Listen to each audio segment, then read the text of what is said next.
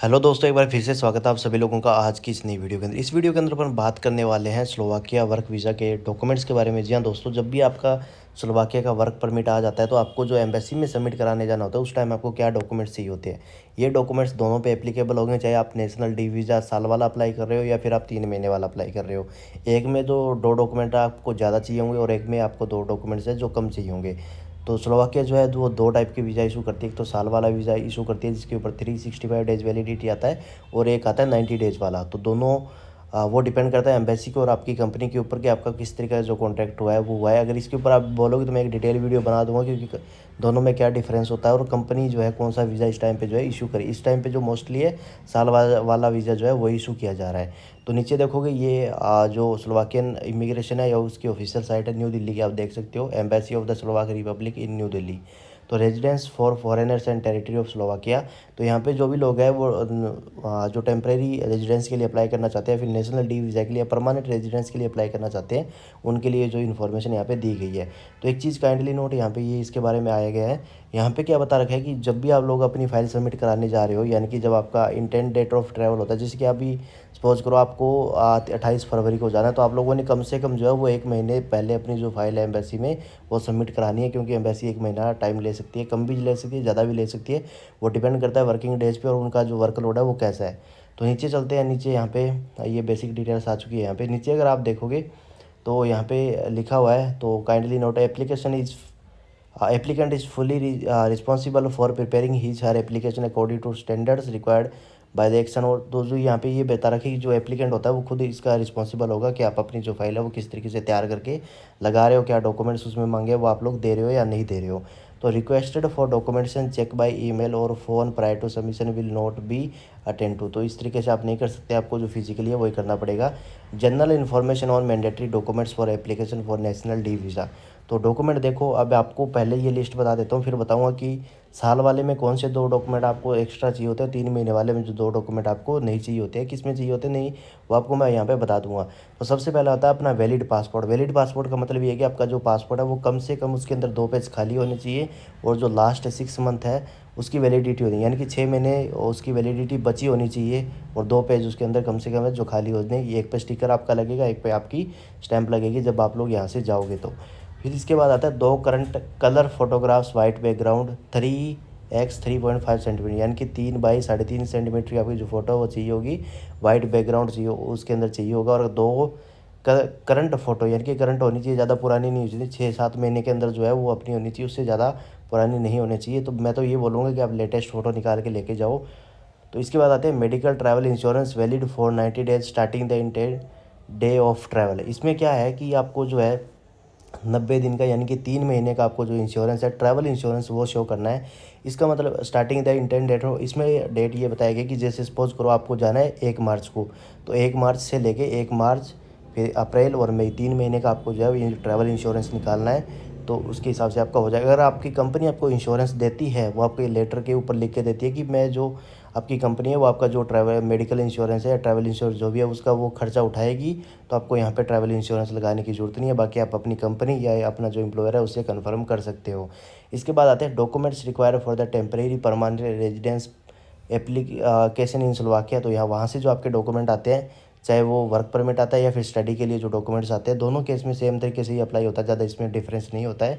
Complete set of valid documents plus complete set of photocopies are mandatory. Set तो क्या, इसका मतलब ये है कि आपका वहाँ से ऑफर लेटर, वर्क परमिट, आपके जो अकोमोडेशन के डॉक्यूमेंट्स हैं, इंश्योरेंस के, और इसके अलावा जो कंपनी के और भी डॉक्यूमेंट्स होते हैं, उनकी आईडी वगैरह जो है वो उसमें सारा सेट आता है पूरा डॉक्यूमेंट्स का, उसकी फ़ोटोकॉपीज़ जो भी है सारा कुछ मैंडेटरी है इसके अंदर लगाना। Proof of accommodation valid for 90 days starting the intent day of travel.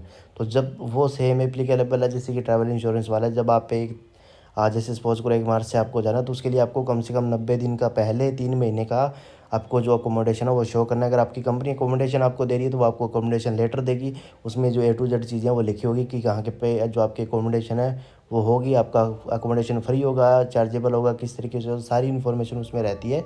तो वो भी आपको टेंशन वाली यहाँ पे कोई बात नहीं है, वो डॉक्यूमेंट आपको आपकी कंपनी एम्प्लॉयर आपको प्रोवाइड करवा देगा। इसके बाद आते हैं documents confirming sufficiency of the financial resources for covering cost of the stay for 90 days. तो आपको कम से कम इतना बैलेंस शो करना है, 3 महीने के लिए आपको बैलेंस अपने अकाउंट में शो करना है, बैंक स्टेटमेंट आपको यहाँ पे लगेगी। ठीक है। कौन से वीज़े मिलेगी यहाँ पे 2 डॉक्यूमेंट के अंदर जो प्रॉब्लम है वो आपको मैं आगे चल के बताऊँगा। पहले एक बार पूरा डॉक्यूमेंट आपको बता देता हूँ। 3 महीने की बैंक स्टेटमेंट आप लोगों ने शो करनी है। बैंक बैलेंस कम से कम 2.5 से 3 लाख रुपए आपके अकाउंट में होना चाहिए। जितना ज़्यादा वो आपके लिए बेटर है, कोई दिक्कत नहीं है उसके अंदर। Air ticket reservation for the travel to Slovakia, तो यहाँ पे रिटर्न टिकट आपको शो नहीं करना, आपको वन साइड का टिकट शो करना है। यानी कि जब आप लोग जा रहे हो वो आपकी, चाहे आप उसको डमी निकाल सकते हो या फिर कन्फर्म वाली निकाल सकते हो, आपके ऊपर है। अगर कन्फर्म वाली निकालोगे तो ज़्यादा बेटर है, वो आपके ऊपर रहेगा। तो ये आपको इतने डॉक्यूमेंट्स चाहिए होते हैं। अब नीचे एक चीज़ देखो, kindly note citizens of India have to provide police clearance certificate, जिसको आप लोग पीसीसी बोलते हो, issued by regional passport office and apostille by the. आपको देखो जो पीसीसी है वो यहाँ पे रीजनल यानी कि पासपोर्ट ऑफिस वाली पीसीसी आपको करवानी पड़ेगी। जो नॉर्मल अपने एसपी ऑफिस वाली पीसीसी होती है वो यहाँ पे नहीं चलेगी। और यहाँ पे क्या लिखा है, and apostille by the ministry of external affair. ये आपको जो पीसीसी अपोस्टल करानी पड़ेगी मिनिस्ट्री ऑफ एक्सटर्नल अफेयर, जो कि अपना दिल्ली में है, और कुछ का वहाँ पंजाब से भी होती है कुछ लोगों की, तो वो जहाँ से भी करवाना चाहे करवा सकते हैं। अगर आपको पोस्टल करवानी है रीजनेबल प्राइस के अंदर, तो उसके लिए आप लोग मेरे को एक बार डीएम कर सके, पूछ सकते हो प्राइस वगैरह। बहुत सिंपल है, बहुत कम खर्चे के अंदर जो आपकी पीसीसी है वो मैं पोस्टल जो है वो करवा के दे दूँगा। दिस डॉक्यूमेंट इज मैंडेटरी, ये डॉक्यूमेंट आपके लिए मैंडेटरी है। अब देखो 2 चीज़ यहाँ पे मैं आप लोगों को क्लियर करता हूँ। जो लोग साल वाला वीज़ा अप्लाई करिए, यानी कि जिनका कंपनी वो जो है वीज़ा साल वाला डालेगी, तो उनको जो है पीसीसी और ये जो बैंक स्टेटमेंट होती है ये प्रोवाइड करवाना मैंडेटरी नहीं है। आप इसको स्किप कर सकते हो, नहीं भी दोगे तो आपका वीज़ा आ जाएगा, कोई चक्कर नहीं है उसमें। बाकी आप अपना जो एम्प्लॉयर है वो आपका एजेंट है, उससे कन्फर्म करके ही अपनी फ़ाइल तैयार करके लगाना। ठीक है, मैं मेरे हिसाब से बता रहा हूँ जो जो डॉक्यूमेंट्स होते हैं। और जो लोग 3 महीने वाला वीज़ा अप्लाई कर रहे हैं, यानी कि 3 महीने का जिनका वैलिडिटी आएगा वीज़ा का, उनको बैंक स्टेटमेंट और पीसीसी दोनों चीज़ लगानी मैंडेटरी है। उनको लगाना ही पड़ेगा, तभी जाके उनका जो वीज़ा वो अप्रूव होगा। और साल वाले जो लोग अप्लाई कर रहे हैं वो बैंक स्टेटमेंट और पीसीसी को स्किप कर सकते हैं, उसमें कोई ज़रूरत नहीं है लगाने की। ठीक है, तो बाकी ये इनके बारे में मेन इन्फॉर्मेशन थी, जो कि मैंने सोचा कि आप लोगों को एक वीडियो बना के अच्छे तरीके से बताया जाए। और बाकी आपके जो डॉक्यूमेंट होते हैं वो स्लोवाकियन जो लैंग्वेज होती है उसके अंदर ट्रांसलेट करवाने भी होते हैं। वो कौन करेगा, जो वहाँ का स्लोवाक जो रिप्रेजेंट या फिर ये जो स्लोवाक का जो ट्रांसलेटर होता है उसी के थ्रू होना चाहिए, ना कि आप किसी और ऐसे वैसे बंदे से उठा के करवा लो। वो यहाँ पे जो है वो उसको एक्सेप्ट नहीं करेंगे, उसको रिजेक्ट कर देंगे। तो लिखा ना, there is no official translator of Slovak language registered in India. तो उसी हिसाब से आपको जो है डॉक्यूमेंट वगैरह ट्रांसलेट करवाने। तो मैंने मेरे हिसाब से जो डॉक्यूमेंट्स आपको है वो बता दिए हैं। बाकी आप लोग अपने एम्प्लॉयर के साथ में, यानी जहाँ से भी आप लोगों ने फाइल अप्लाई करी है, आप उसके साथ जो है चेकआउट कर सकते हो, कन्फर्म कर सकते हो।